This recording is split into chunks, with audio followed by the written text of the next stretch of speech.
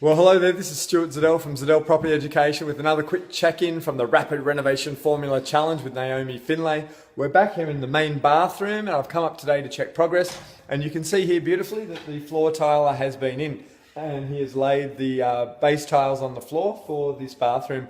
You can see there's a nice square set hidden waste here in the middle for the drainage, and there's obviously fall where the water will run downhill to that central point. So that's pretty cool. One thing I didn't notice is that the toilet that was right there has been removed, and it's actually sitting right there.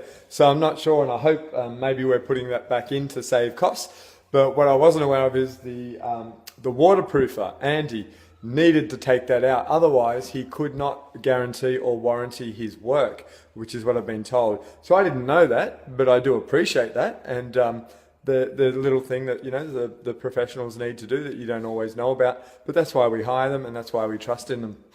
Okay, other thing to mention here, so the tiling is going to go all the way to the ceiling.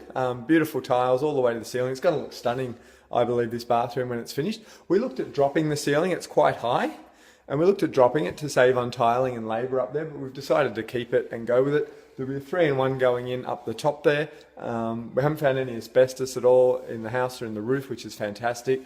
So that was another reason we were going to drop it if that was found there, which we didn't, which is good. And one more thing, you can see our chippy has cut in into the wall there for the placement of the shaving cabinet. So there's a big 3-mirrored shaving cabinet going in there, 1.2 wide.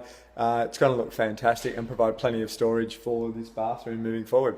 So that's the update for today. Hope you enjoyed that one. Catch you soon.